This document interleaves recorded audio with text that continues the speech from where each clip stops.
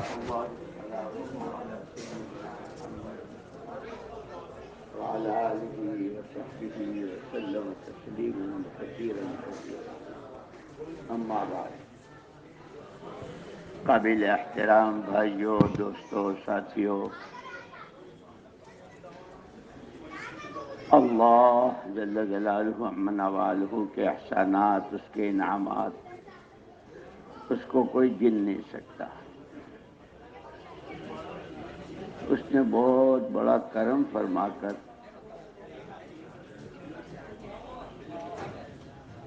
حضرت آدم علیہ السلام ہی سے زندگی کا مقصد بتلا دیا. زندگی ہم تمہیں دے رہے ہیں، کیوں دے رہے ہیں؟ دنیا میں بھیج رہے ہیں، کیوں بھیج رہے ہیں؟ دنیا میں رہتے ہوئے کرنا ہے، کیا کرنا ہے؟ اور پھر اخیر میں ہمارے پاس آنا ہے تو کیا لے کر آنا ہے؟ اس لیے کہا کہ ہر ایک کی زندگی، کوئی ہو، کہیں ہو، کسی زمانے میں ہو،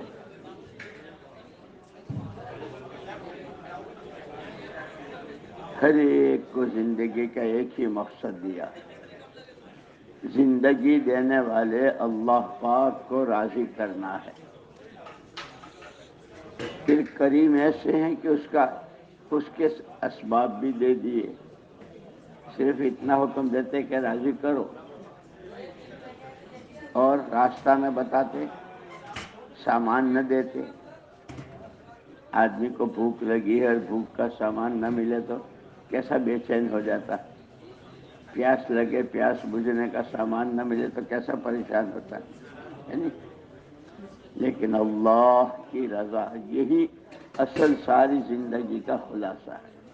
یہ جتنے بیانات، جتنے جوڑ، جتنے مجمع، جتنی نقل و حرکت صبح ساری سنی ہوگی حضرات نے، جس میں روانگی کی بھی، واپسی کی بھی، انفرادی بھی، اجتماعی، ایک بندے کا بندے ہونے کے ناطے اللہ کے ساتھ کا تعلق کیسے ہو، پھر آپس میں بندوں کے ساتھ کے تعلقات کیسے ہوں، دنیا میں جب تک رہے کیسے رہے، دنیا سے جاوے، ساری باتیں مولانا نے صبح کہہ دی تھی.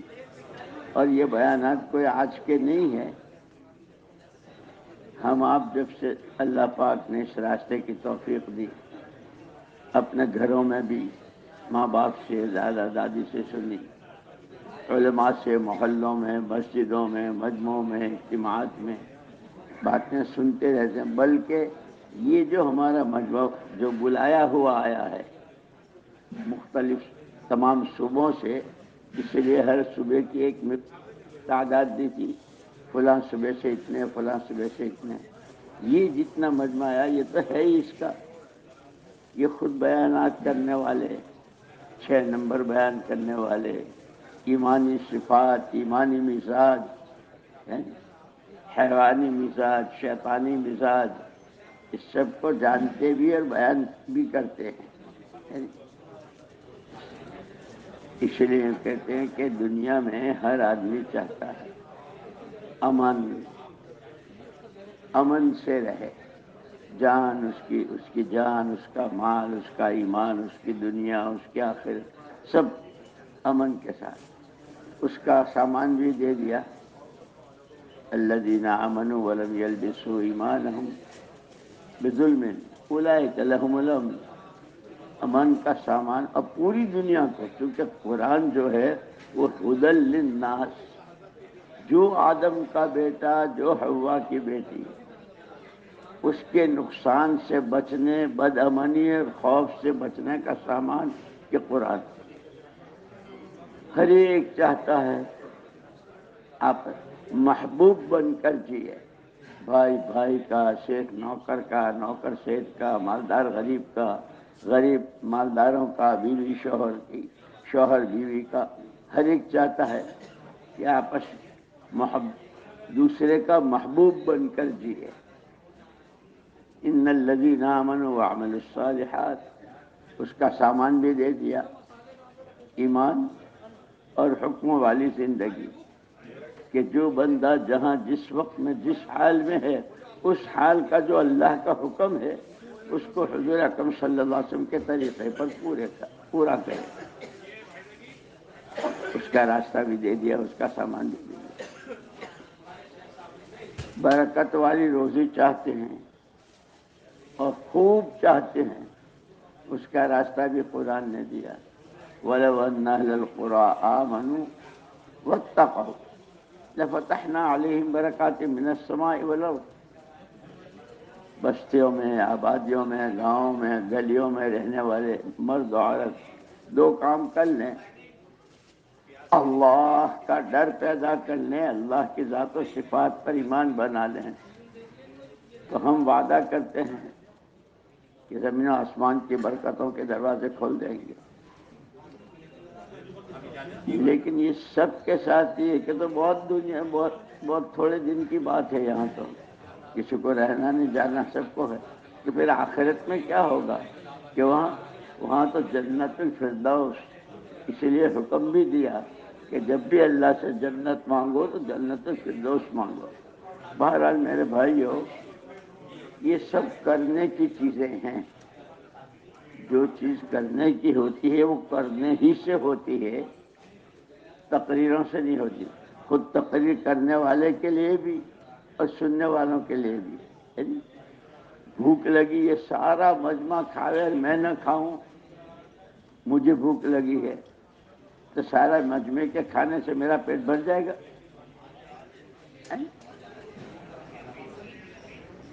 تو یہ اسی لیے کہتے ہیں کہ حضور ہمارا محمد الیاس صاحب رحمۃ اللہ علیہ فرمایا کرتے تھے, ہر فرد امت پوری امت کا ذمہ دار, اور پوری امت ہر فرد امت کی ذمہ دار.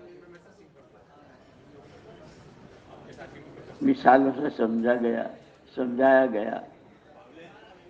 المؤمنون کاعضاء جسد واحد, سارے ایمان والے ایک جسم کے اعضاء کی طرح ہیں. کھیتی کرتا ہو, نوکری کرتا ہو, بیمار ہو, تندرست ہو, بھائی ہو, بھتیجا ہو, بھانجا ہو, بیوی ہو, شوہر ہو, جو بھی, کارخانے دار ہو, کسی عہدے کرسی پر ہو, سارے ایمان والے ایک جسم کے اعضاء کی طرح. اب سر سے پیر تک کتنے اعضاء, اس میں یہ 32 دانت, اور 32 دانتوں میں سے ایک دانت ہل جائے, ایک دڑ میں پانی لگ جائے, سارا جسم بے چین ہو جاتا ہے. یہ مثالیں دے کر ہماری تعلیم اور ہماری تربیت کا سامان دیا. جب ہر ایک دوسرے کی تکلیف کو اپنی تکلیف سمجھے گا, آنکھ کی تکلیف کو بھی میں اپنی طرف سمجھتا ہوں, انگوٹھے کی تکلیف کو بھی میں اپنی سمجھتا ہوں, پیٹ کی, پیٹھ کی, ہاتھ کی, دانت کی, میں یہ کہوں, اور یہ سارے میرے اعضاء ہیں. ہر عضو کی تکلیف کو میں اپنی جانتا ہوں, کیونکہ ہر ایمان والے کی تکلیف کو اپنی تکلیف جاننا, تو پھر کتنی خیر خواہی ہوگی, ہر ایک دوسرے کے لیے کتنا بھلا چاہے گا. اس دانت میں تکلیف نہ ہو, کان میں تکلیف نہ ہو, یہ سب مثالیں دی ہے. اللہ نے خود بھی مثالیں دی ہے, حضور اکرم صلی اللہ علیہ وسلم نے مثالیں دی ہے, اور اللہ جزائے خیر دے علماء کرام کو کسی پہلو کو تشنا نہیں چھوڑا. ہر چیز کے اوپر ایسی کتابیں ہیں, ساری چیزیں. لیکن وہی بات ہے کہ ساری باتوں کے خلاصے میں کہ 2 باتیں ہیں, کرنے کے کام, بچنے کے کام. سوچنے کی چیز, نہ سوچنے کی چیز, دیکھنے کی چیز, نہ دیکھنے کی, بولنے کی, نہ بولنے کی, کھانے کی, نہ کھانے کی, سارا بتا دیا, پوری شریعت کا خلاصہ. اور یہ ساری محنت دوڑ بھاگ دیتی کہ ہر آدمی کو خود اپنی ذات سے دیندار بننا ہے. اس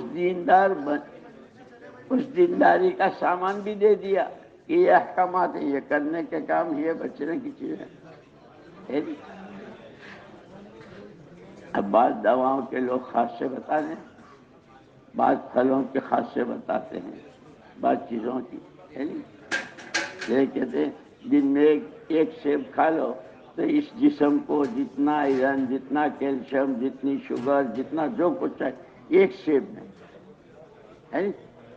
وہ سیب کس نے بنایا؟ اللہ نے۔ لیکن یہ کہتے ہیں کہ اصل چیز ہے اس کی صفت ہے۔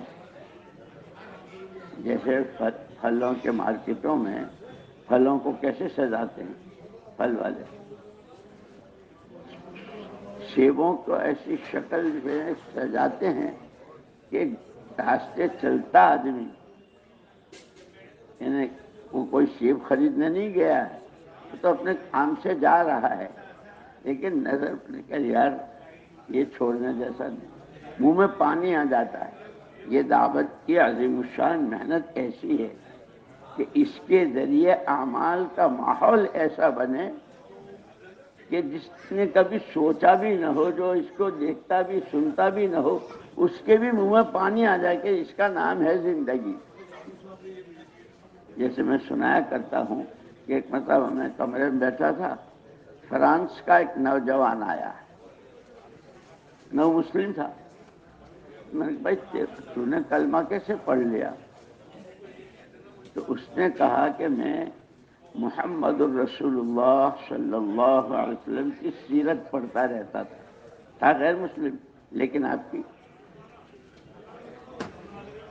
کہ جو ورق کھولتا تھا اللہ کے ساتھ کا تعلق کیسا ہو، بندوں پر شفقت کیسی ہو، گھر والوں کے ساتھ کیسے رہیں، پھر اپنی آخرت کو کتنا سوچیں، آخرت کے لیے کتنا روئیں، کیا وہ جو ورق کھولوں تو میرا زمین نے، میرے دل نے کہ بھائی لوگ کہتے ہیں زندگی زندگی، لائف لائف لائف تو یہ ہے۔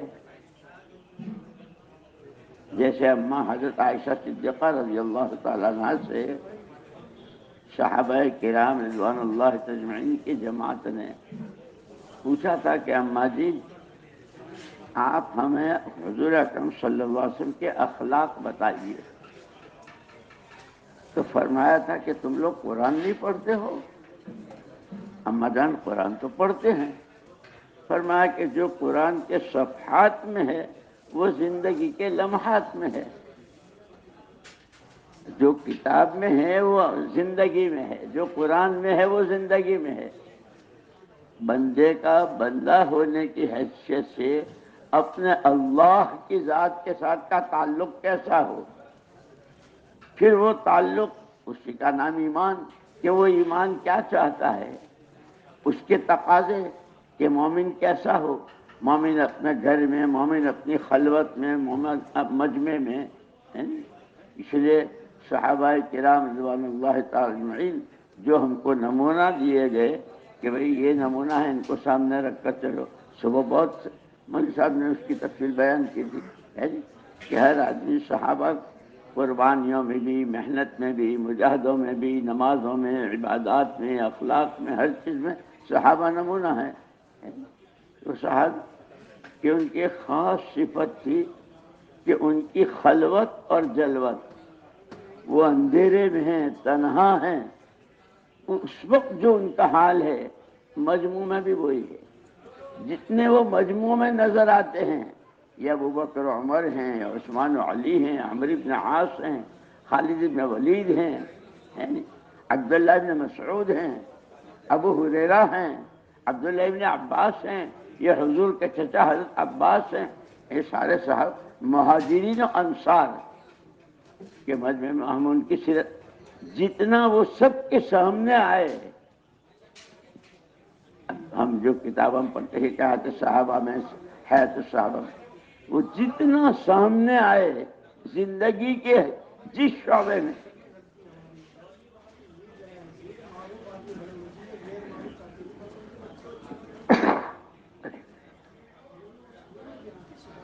اپنی تنہائیوں میں بھی، اب یہ تنہائیوں میں جو باہر وہ اندر۔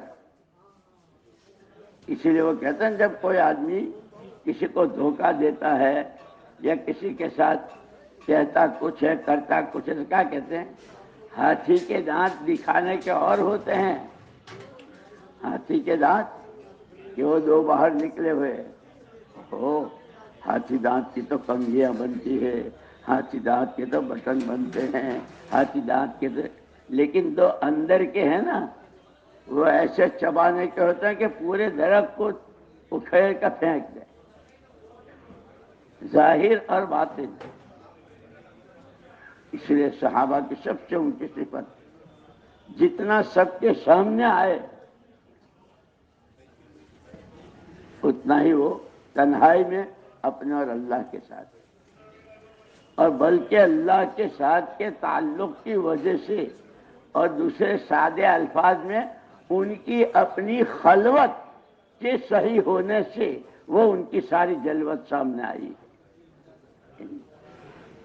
کہ جو کہا وہ کیا، جو کہا وہ کیا۔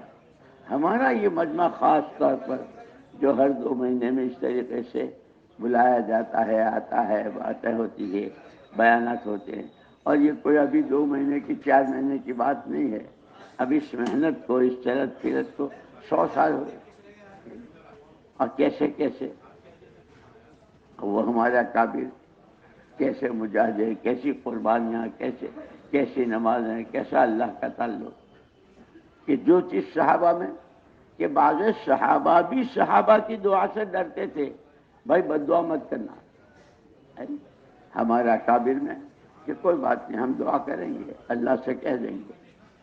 صحابہ کہتے ہیں ہمارے رات کے اندھیرے کے تیر نشانے کو خطا نہیں کرتے، جس نشانے کہ جس کے لیے جو دعا کرے، اور دعا سے پہلے عبادت ہے، دعا سے پہلے عمل ہے، اس لیے اور وہ بھی کیسا عمل کہ صدیق اکبر رضی اللہ تعالیٰ نے پوچھا مجھے کوئی، تو حضور اکرم صلی اللہ علیہ وسلم نے نماز کے بالکل اخیر میں اللہم انی ظلمت نفسی، کون سا ظلم کیا؟ اس ظلمت نفسی سے پہلے تو درود شریف پڑھا ہے، التحیات پڑھی ہے، 2 سجدے کیے ہیں، رکوع اور قیام کیا ہے، قرآن پڑھا ہے، یہاں نہ قرآن کا حق ادا ہوا ہے، نہ رکوع تیری شان ہوا ہے، نہ سجدہ تیری شان، اور نماز کس کی؟ کہ وہ صدیق اکبر کی نماز کہ ایک آدمی مسجد نبوی میں آیا اور کہا مجھے محمد الرسول اللہ صلی اللہ علیہ وسلم کی نماز سکھاؤ، تو ان کے پاس وہ میری نماز کتاب تو تھی نہیں کہ دے دیتے لے یہ، کہ وہ دیکھ حضرت صدیق اکبر رضی اللہ عنہ نماز پڑھ کہ وہ نماز نیت باندھنے سے لے کر سلام پھیرنے تک پوری حضور کی نماز، اتنی شاندار نماز کے بعد پھر اللہم انی ظلمت نفسی ہے۔ ہمیں ہماری نماز کے بعد کتنی دفعہ کہنا چاہیے؟ کہ کسی ایک سجدے کے بارے میں کہہ سکتے ہیں کہ ہم نے قضا کیا، اور اس نماز کے لیے پھر جو گشتیں ہیں، جو ملاقاتیں ہیں، جو تعلیم کے حلقے ہیں، جو صبح شام کے معمولات اور تسبیحات اور قرآن، یہ ساری ان میں سے کس کا حق ادا کیا؟ لیکن اللہ بہت کریم، اور اللہ کے نبی صلی اللہ علیہ وسلم رحمت للعالمین جب آپ ہجرت کر کے مدینہ پاک تشریف لائے، مدینہ والوں کے حالات بہت خراب، آپس میں اتنی لڑائیاں، اتنی سر پھٹول، اور یعنی جس کو آدمی سوچ نہیں سکتا کہ بھئی بہادر کون؟ کہ بہادر وہ جو اپنے مد مقابل کو مار کر کے اس کی کھوپڑی کا پیالہ نکال کر اس مرے کا خون بھر کر پیے، یہ ان کا معاشرہ تھا، ان میں سب میں ہر قبیلے میں یہ سمجھا جاتا تھا۔ اب یہ خدا کرے ہم دعوت کی محنت اور اس کی طاقت کو سمجھیں کہ جب یہ محنت شروع ہوئی تو اب وہ کھوپڑی کا پیالہ اور کہاں خون، اب تو مرتے مرتے بھائی اپنے بھائی کی تلاش میں ہے، زندوں میں دیکھتے ہیں تو نہیں، شہیدوں میں دیکھتے ہیں تو نہیں، دیکھا ایک جگہ بالکل آخری حالت میں ہے، بھائی پیاس پانی لے کر پہنچے، اس وقت کا جذبہ یہ ہے کہ میں جی کے کیا کروں گا، میرا بھائی جیے گا تو کچھ کام کرے گا، محنت کرے گا، اس کے ہاتھوں ہدایت کی راہیں کھلے گی. لیکن وہ سارے ایسے تھے، ایک سے دوسرے، دوسرے سے تیسرے واپس آئے تو سب اللہ کے پیارے ہو چکے. یہ صحابہ کی سیرت، ان کے واقعات، یہ کہانیاں نہیں ہیں. اور اس کی اصل بنیاد بتلائی تھی مسجد وار جماعت، کہ مسجد وار جماعت میں جیسے حضور اکرم صلی اللہ علیہ وسلم سے اللہ پاک نے کہا لَمَسْجِدٌ أُسِّسَ عَلَى التَّقْوَى مِنْ أَوَّلِ يَوْمٍ أَحَقُّ أَن تَقُومَ فِيهِ. پیارے نبی صلی اللہ علیہ وسلم، یہ مسجد، جس مسجد کی بنیاد پہلے دن سے تقوی پر ہے، یہ مسجد زیادہ حقدار ہے آپ کے قیام کی. سارے نبیوں کے سردار حبیب رب العالمین، آپ کو اس مسجد میں رہنا چاہیے. کہ اس کی وجہ یہ سامان، وہاں اتنی لائٹیں ہیں اور اتنے پنکھے ہیں اور ایسی ایسی ہے اور وہاں کا فرش ہے، یہ تھا. وہاں تو سجدے میں بھی کیچڑ لگ جاتی تھی تو پیشانی پر ہے نہیں. لیکن قرآن نے بتا دیا کہ اس مسجد کی کیا خصوصیت ہے. کہ اس مسجد کی خصوصیت فیہ رجال، اس میں آدمی ہیں. اوہو، تو آدمیوں کی کیا کمی، باہر کتنے آدمی ہیں کہ نہیں.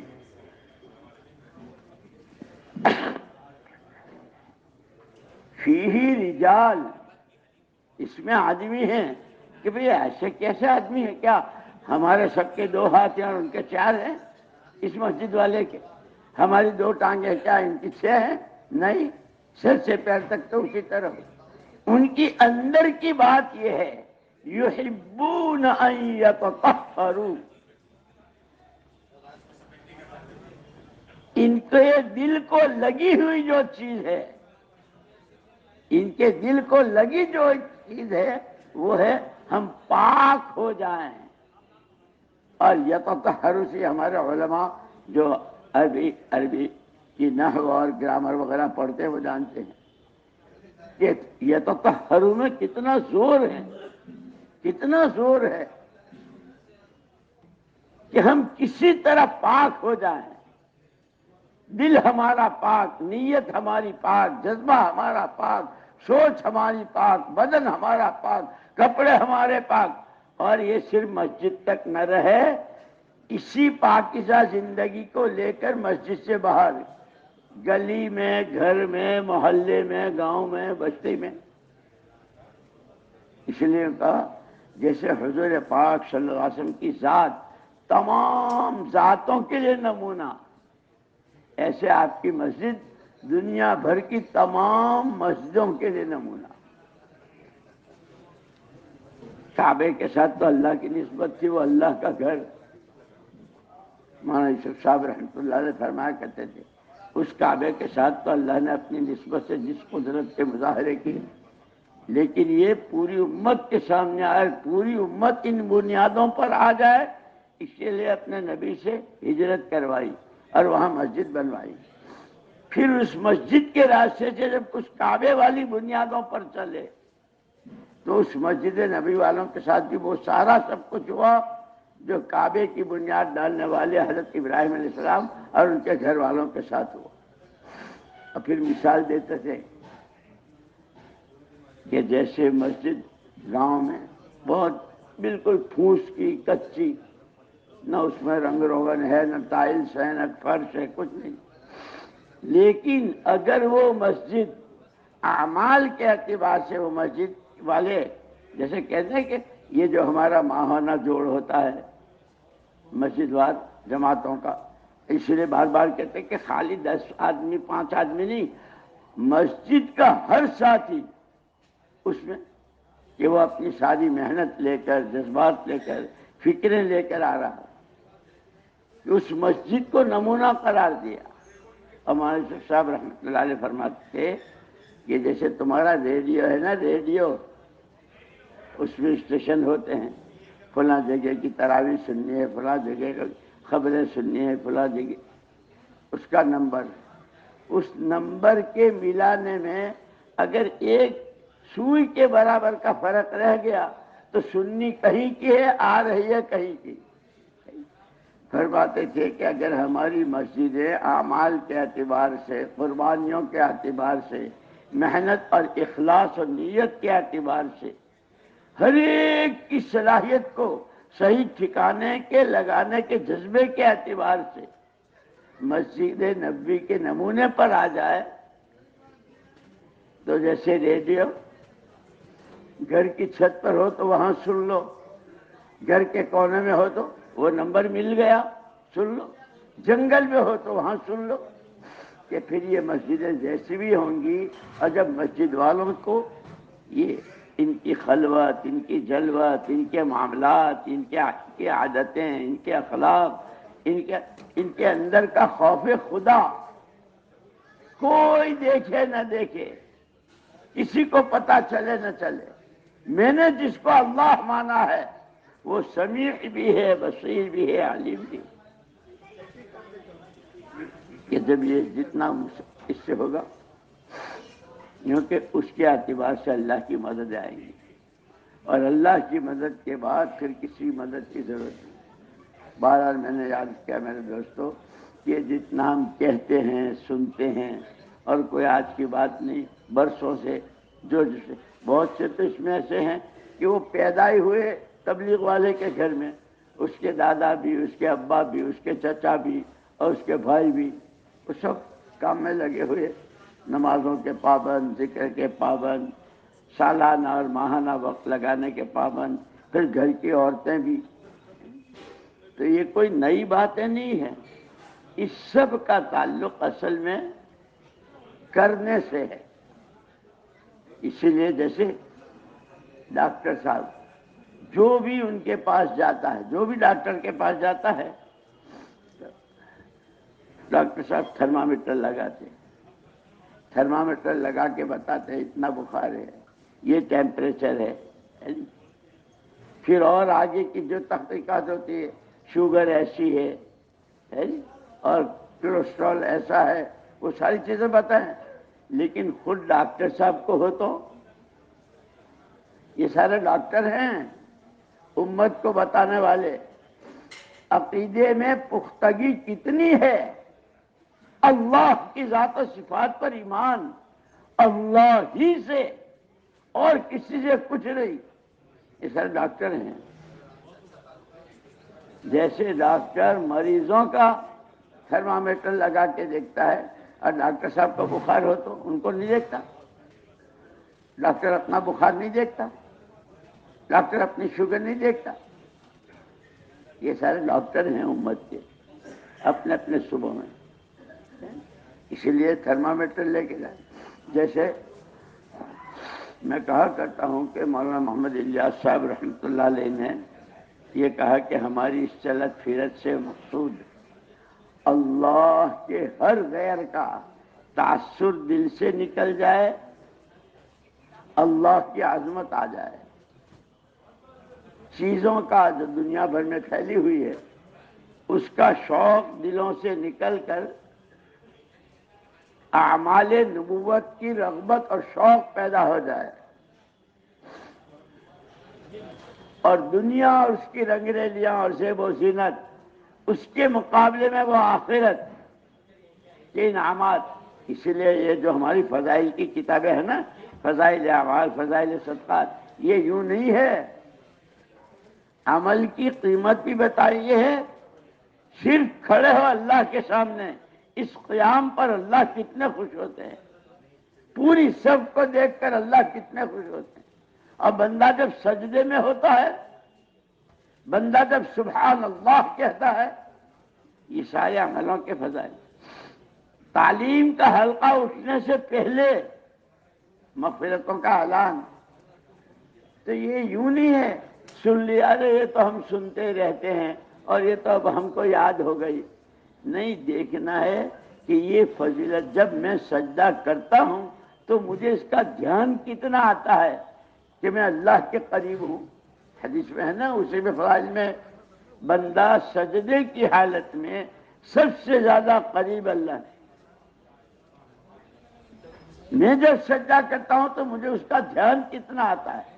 اسی لیے مولانا یوسف صاحب رحمۃ اللہ علیہ اس کو بہت فرمایا کرتے تھے کہ ہر عمل کے وقت میں اس کے فضائل کے استحضار کے ساتھ میں قرآن پڑھ رہا ہوں جس کے ایک حرف پر 10 نے کیا، اور وہ بھی پھر بند نہیں، آگے اللہ اور جتنا دے، جس کے اندر جتنا استحضار. تو ہر عمل سے پہلے اس کی قیمت کا دھیان. اب ہم یہاں بیٹھے ہیں، اس بیٹھنے پر اللہ کیا دیں گے؟ بات کر رہے ہیں، اس بات کرنے پر اللہ کیا دیں گے؟ پھر بیٹھنا کہ جو فضائل لیتے ہو، یہاں بیٹھنا کیسے چاہیے، بیٹھنے کا طریقہ کیا ہے؟ اسی لیے جیسے قرآن کے بارے میں کہا نا کہ بہت سے قرآن پڑھنے والے ایسے ہوتے ہیں کہ قرآن خود ان کے اوپر لعنت کرتا ہے کہ میں کس کے ہاتھ میں پڑ گیا. ایسے مسجد میں آنے والوں کے لیے مسجدیں کہتی ہے کہ مسجد میں بیٹھ کے کیا کر رہے ہیں. جس کو یوں کہا کہ مسجد میں آنے والا شہنشاہ کا دربار، اور انہی فضائل کی کتاباں فضائل صدقات میں غالباً ہے کہ ایک بزرگ باقاعدہ مسجد کے دروازے جب پہنچتے تھے تو اس کا دھیان، اللہ آپ تو پاک، آپ پاک، آپ کا دربار پاک، میں انتہائی ناپاک، پاک ہونے کو حاضر ہو رہا ہوں. اے پاک دربار والے، اے پاک ذات، مجھے ناپاک کو پاک کر دے. مولانا الیاس صاحب رحمۃ اللہ علیہ کبھی کبھی یہ دعا مانگے، اے بے انتہا پاک ذات جس کی پاکی کو کوئی حد نہیں، اپنی اس پاکی کے صدقے وہ ناپاک کو پاک کر دے. اسی لیے حضرت مولانا الیاس صاحب رحمۃ اللہ علیہ تو کہتے تھے بیت الخلاء میں بھی مراقبہ کرو. اس کا نام سنتے ہی ساتھ ہے مول صاحب کیا کہہ رہے ہو؟ بزرگوں کی صحبت میں، خانقاہوں میں، وہاں مراقبے ہوتے ہیں، بیت الخلاء میں کیسے مراقبے؟ حضرت نے جب کہا تو حضرت سے بھی لوگوں نے یوں کہا کہ حضرت بیت الخلاء میں مراقبہ، ہاں یہ جو تم نے پیشاب کیا یہ کیا تھا؟ پانی تھا. پیشاب تو پہلے پانی تھا. اس پانی کو اللہ نے یوں کہا کہ انزلناہ ماء مبارکا، ہم نے اتارا پاک برکتوں والا پانی، تم نے پی کر اس کو یہ کیا، کیا وہ تمہارے کپڑوں کو لگ جائے؟ اور وہ کھانے جو تم نے کھائے ہیں، کہاں کے پھل، کہاں کے میوے، کہاں کی کیا چیز، اور کہاں کہاں کھا رہے ہو، اور کیسے چکنے چپڑے، اور پھر کیسا بنایا اس کو کہ جس طرح تم نے کھانے کو اور پانی کو گندا کیا. یہ اعمال نبوت ہیں، یہ کار نبوت ہے. اس کے لیے اللہ نبیوں کو بھیجا کرتے تھے. یہ تو محمد الرسول اللہ صلی اللہ علیہ وسلم کا صدقہ ہے کہ ہم جیسوں کو اس میں لگایا. کہ اب ہم نے اس تسبیح کا ہلاتے نا تسبیح لے کے، بھائی تم کل آئے نہیں میرے میں تو آپ کا بہت انتظار کرتا رہا. تسبیح گھما رہے ہیں. کون؟ جو تسبیح کو جانتا نہیں وہ میں اور آپ تسبیح ہوتی ہے. اس لیے سب سے زیادہ مجھے اور آپ کو اپنا فکر، وہی اتنے سالوں کے بعد ہم ایمان کی کس سطح پر ہیں، اخلاق کی کس سطح پر ہیں. ہماری نمازوں میں کتنا خوش و خضوع آیا. ہماری نمازوں پر ہم اللہ سے کتنے مسئلے حل کروانے والے بنے کہ جس دعا کو عبادت کا مغز بتایا، مخ العبادت، جس دعا کو مومن کا ہتھیار بتایا. دنیا ہتھیاروں سے دنیا والوں کو ڈراتے ہیں نا، فلاں کے پاس یوں ہے، فلاں کے پاس یوں ہے، کہ یہ تو اس کے ہر بچے کے پاس ہے. اللہ سے کہہ دوں گا، اللہ سے کہہ دوں گا. دعا کیا ہے؟ اللہ سے کہنا کہ اللہ کون ہے؟ کہ جو سارے سب کچھ کے بغیر سب کچھ کرنے والا. اس کی قدرت کے کیا کہنے. تو دوستوں میں نے عرض کیا کہ اصل میں باتیں تو بہت کرتے بھی ہیں سنتے بھی ہیں. جیسے میں نے کہا یہ سارا مجمع بہت اپنی اپنی جگہوں کا چھٹا ہوا مجمع ہے. کام کا فکر، کام میں لگے ہوئے، کام کرنے والے، ملکوں کے سفر، اپنی مسجدوں کو آباد کرنے والے، اور ہر ایک کو اس کی ترغیب دینے والے. اس میں کہ اب جیسے آدمی کہیں جاتا ہے، جہاں جاتا ہے وہاں کی چیز لے کر آتا ہے. جو مکے مدینے جاتے ہیں وہ زمزم اور کھجوریں لے کر آتے ہیں وہاں کی. کوئی گیا انگلینڈ، کوئی گیا فرانس، کوئی گیا جرمنی، کوئی گیا جاپان، تو وہاں کی جو چیزیں ہیں لے جاتا ہے. کہ اب ہمارا یہ مجمع کیا لے کے جائے گا؟ یہ واپس جائے گا. جب دعا ہو جائے گی کہ بھئی جوڑ ہمارا ختم. اب کسی کے 12 بجے کے، کسی 1 بجے 2 بجے شام کو، کوئی آج کل صبح، سب واپس جائیں گے. کیا لے کر جائیں گے؟ وہ ہر ساتھی اپنے بارے میں سوچے. ان 3 دنوں کے بیانات، مذاکرے اور کارگزاریاں، جو ساتھیوں نے کیسی کیسی کارگزاریاں سنائی، کتنی محنت ہوئی. پھر سارا کر کے ہر کارگزاری والا آپ حضرات سے دعا کی درخواست ہے، آپ حضرات سے ہمارا تقاضا ہے اور جماعتیں ہمارے یہاں بھیج دے، ایسی جماعتیں یعنی ایک فکر کہ یہ ہر ایک سوچے میں ان 3 دنوں سے کیا لے کر جا رہا ہوں. جیسے ہم گھر جاتے ہیں تو بچے چاروں طرف ابا کیا لائے، ابا کیا لائے کہتے ہیں نا بچے.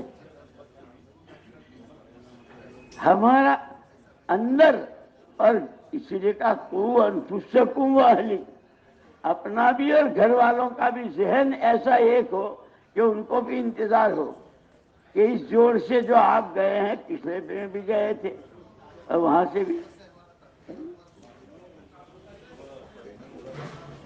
کہ اللہ کے حکموں کی عظمت، اللہ کو راضی کرنا یہ زندگی کا مقصد، اور اس کا سامان اس کی فرما برداری. اور سب سے اخیر میں کہ آخرت، کہ وہ آخرت کو کتنا بیان کیا ہے قرآن نے. اور صحابہ کی وہ جو میں کہہ رہا تھا کہ یحبون ان یتطہروا، ہماری معاشرت، ہمارے معاملات، ہماری عادتیں، ہمارے پوشاک، ہمارے لباس، ہمیں گھروں کی شادیاں، کہ وہ سب پاک ہو جائیں. کہ کیا پاک ہو جائے؟ کہ جتنی رواجی چیزیں ہیں. اس لیے ہمارا کام رواجی بنیادوں پر نہیں ہوگا. بڑے حضرت رحمت اللہ علیہ فرماتے تھے اللہ کے واسطے، اللہ کے واسطے اس محنت کو رسم نہ بنائیو. ایک رسم ہے، ہفتے کی 2 گشتیں، روزانہ کا مشورہ، 2.5 گھنٹے تھوڑی سی قرآن کی تلاوت، رسم کے طور پر نہیں.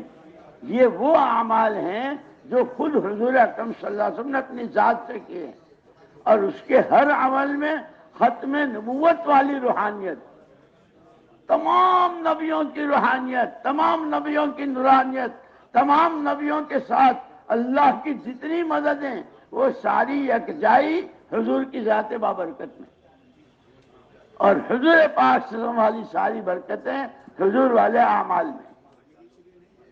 وہ سوغات اور وہ نعمت ہم کو اللہ نے دی کہ ہم بے ساختہ ہم کہہ سکے بھائی ہم تو تمہارے لیے نماز کی سنتیں،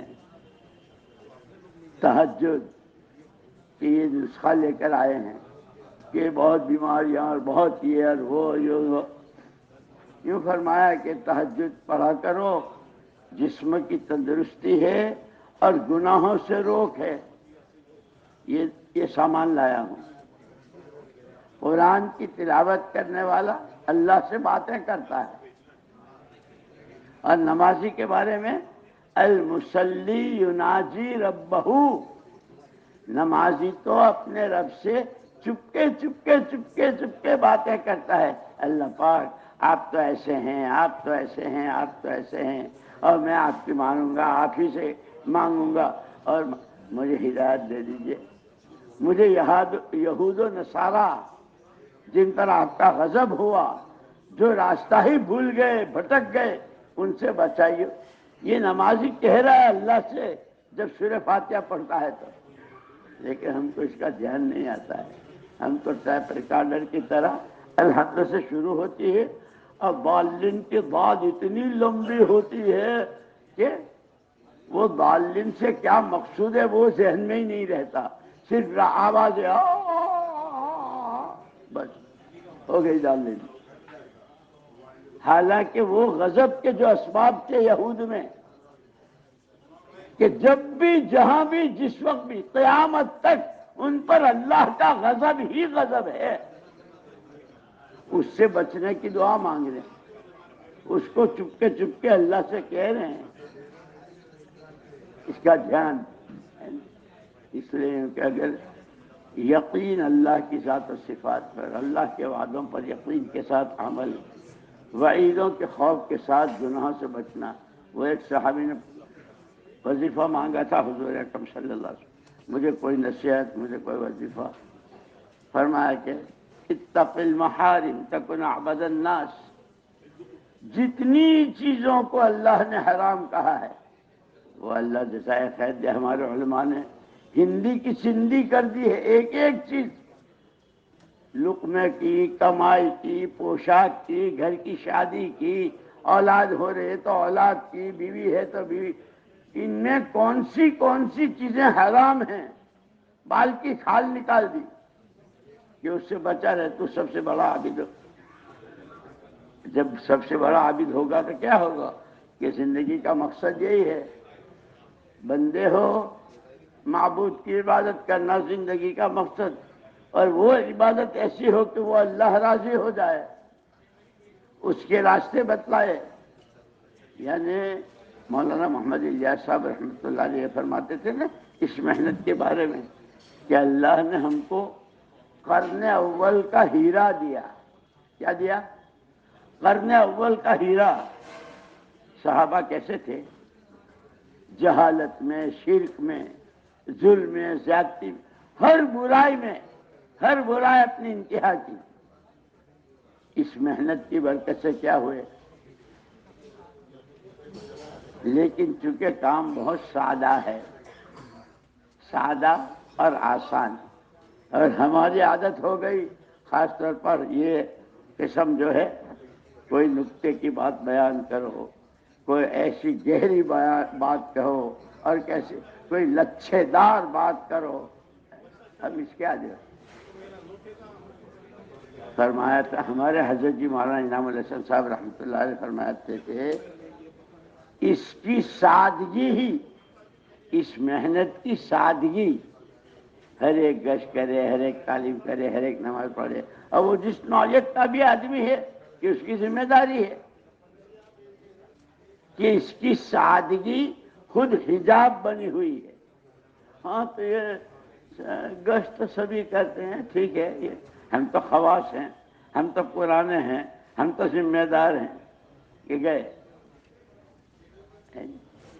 اس کی سادگی خود حجاب، ورنہ فرمایا قرن اول کا ہیرا، ہیرا دیکھنے میں پتھر ہے لیکن جب رگڑے کھاتا ہے، جتنا رگڑا جاتا ہے اتنی اس میں چمک پیدا ہے۔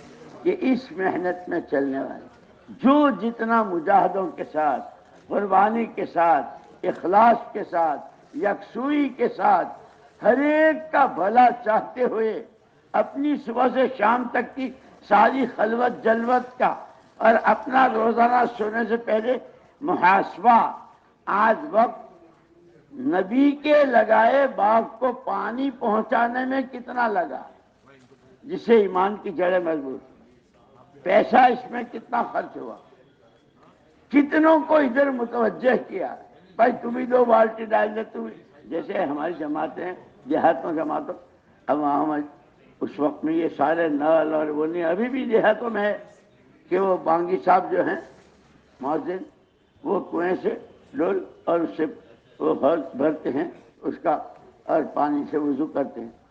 جماعت والے کہ بھائی بیچارہ اکیلا ہے، ہم تو 10 آدمی ہیں، ایک ایک ڈول ڈال دیں گے تو وہ بانگی صاحب دعا کرتے تھے اللہ پاک یہ جماعت جلدی آوے، میرا تو ہاتھ کا حال یہ ہو جاتا ہے، میں تھک جاتا ہوں. اللہ نے اس کی سادگی میں سب راز رکھے. تو امن کا راز بھی ایمان میں، آپس کی محبتوں کا، اور ہر ایک محبوب ہو دوسرے کا، اس کا راز بھی ایمان میں. برکتوں کے دروازے کھل جائیں، اس کا راز بھی ایمان میں. اور دنیا سے گزر کر آخرت ہمیشہ ہمیشہ کہ جس جنت میں کسی طرح کا خوف، نہ غم، نہ کوئی پریشانی، کچھ نہیں، وہ بھی اسی ایمان میں جو ہمیں پہلے نمبر میں دیا گیا. 6 نمبر ہے نا، اس میں کا پہلا نمبر ایمان. اور اس ایمان کے بارے میں قرآن نے کیا کہا؟ وَمَن يُؤْمِن بِاللَّهِ يَهْدِ قَلْبَهُ، جتنا ایمان بنے گا اتنا دل کی آنکھوں کو راستہ دکھے گا، کمائیوں میں، گھر میں، بولنے میں، معاملات میں، ہر چیز میں. کہ پھر لیکن وہی بات ہے کہ آدمی جب کسی چیز کو ٹارگیٹ بناتا ہے نا، مجھے یہاں پہنچنا ہے، ہوائی اڈے جانا ہے، اسٹیشن جانا ہے، فلاں جگہ جانا ہے، کسی چیز کو ٹارگیٹ بناتا تو اس کے اعتبار سے پھر وہ راستے چلتا ہے، سائیکل سے، ٹو ویلر سے، 4 ویلر سے، جس کی جیسی ہوتی.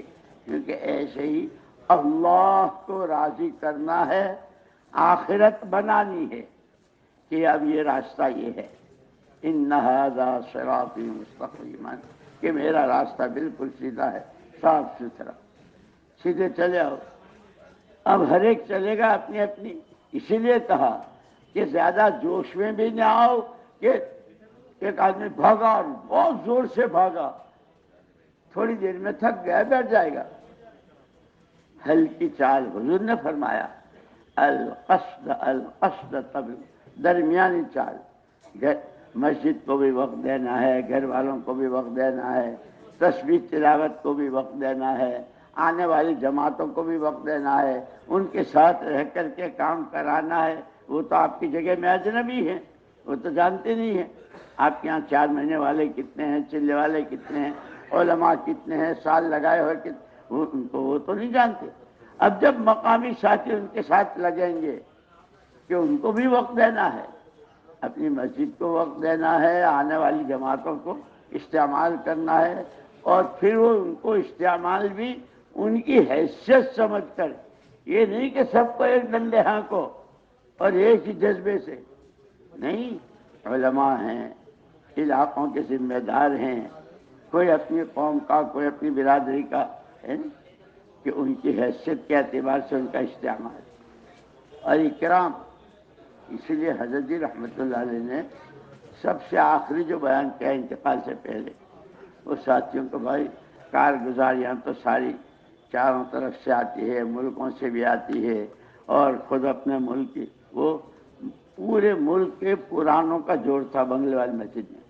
حضرت جی رحمۃ اللہ علیہ کا آخری بیان فرمایا کہ بہت ساری چیزیں سامنے آتی ہیں، لیکن ایک بات سمجھ میں آتی ہے، جیسے میں نے کہا نا کہ پھل والے پھلوں کو بہت سجاتے ہیں اور منہ میں پانی آ جاتا ہے. اب گھاڑے پسینے کی کمائی کا پیسہ اور اس سے خریدا، اب بہت پتہ نہیں ذہن میں کیا کہ سیب کے تو یہ فائدے، یہ فائدے، یہ فائدے، گھر لے جا کے کاٹا تو وہ اندر کیڑے چل رہے تھے، سڑا ہوا تھا. کیا کہے گا؟ کم بخت کا ستیہ ناش جائے، دکھایا کیا تھا اور دیا کیا. ہمارا جو طبقہ ہے، عوام، جن مسجدوں سے، جن گلیوں سے، جن محلوں سے، جن کی ہم تشکیلیں، جن کو ہم 4 مہینے اور چلے اور ہر سال کے 4 مہینے اور ملکوں کے جو ہم کہتے ہیں، تو پھر وہ جب ہماری دیکھتے ہیں تو ارے اس میں تو اتنا حسد ہے. وہ حسد کے کیڑے، وہ دنیا کی محبت کے کیڑے ہے نہیں، وہ بد اخلاقی کے کیڑے، کہ وہ سیب دیکھنے میں بہت خوبصورت کہ نام کیا کہ ذمہ دار، کام کے فکر مند. وہ اندر دیکھا تو اس لیے میں نے کہا کہ صحابہ کی ایک خاص صفت خلوت اور جلوت دونوں برابر، کہ وہ پھر نمونہ بنتا ہے. ہمارا یہ مجمع اپنے صوبوں کے لیے جس کا جہاں سے تعلق ہے اس کے لیے نمونہ بن سکتا ہے جب، اور اس میں وہی کہ بھائی کوئی کرے نہ کرے مجھے تو مرنا ہے اور مجھے میرا جواب اللہ کو دینا ہے، اللہ کو منہ دکھانا ہے. آخرت کا دھیان ہو، عمل کی پونجی ہو، اللہ راضی ہو رہے ہوں، کما گئے، پھر کوئی فکر نہیں. اس لیے 3 چیزیں دی. راضی کرنا ہے اللہ کو، کوئی راضی ہو نہ ہو، اصل اللہ کو راضی کرنا ہے. اور جب اللہ راضی ہو جائیں گے تو دوسروں کو تو اللہ خود ہی راضی کر لیں گے. اور اس راضی کرنے کا راستہ بتایا، حکم والی زندگی، حلال حرام جائز ناجائز. یہ بچوں کی شادیاں، بچوں کا یوں کہتے ہیں کہ ہمیں یہ سارا کرنا اللہ کو راضی کرنا ہے، اور اللہ حکموں والی زندگی سے راضی ہوتے ہیں.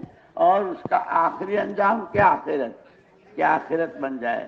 جو صحابہ نے کہا کہ مارے مارے پھر رہے ہیں، بھوک ہے، پیاس ہے، قربانیاں ہیں، بچے سسک رہے ہیں، کئی کئی دن ہے کہ چولہا نہیں جلا ہے، لیکن یہ کیوں پھر رہے ہو؟ کہ ہمارا مقصد تو آخرت بن جائے.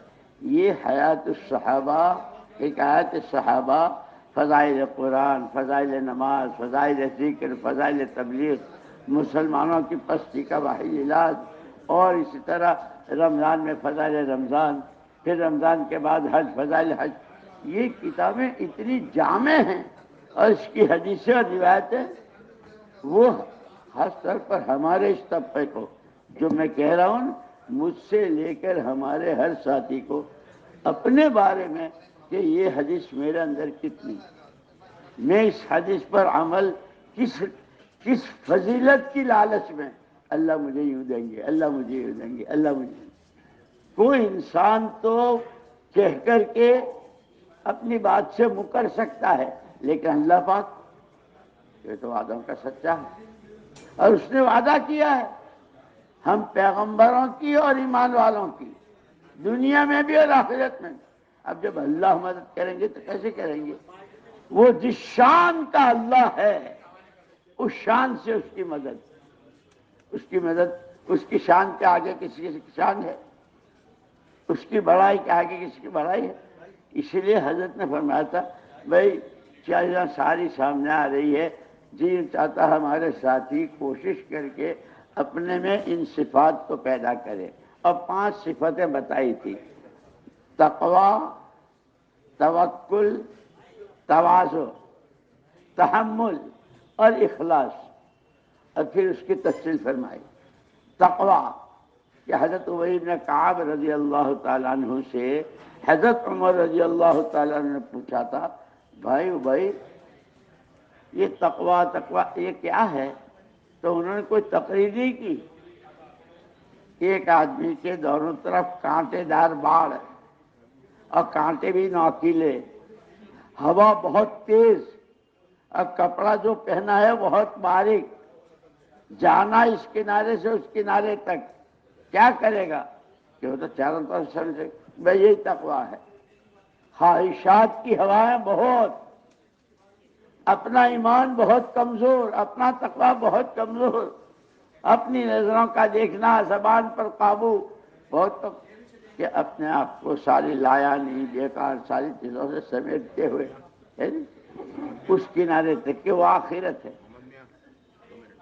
توکل اللہ کی ذات پر.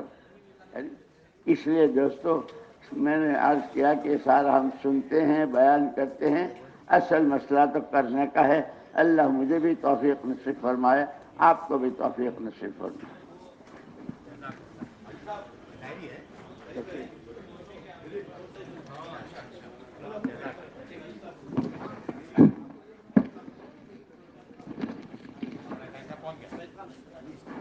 آخری نصیب والا نہیں پائیں گے.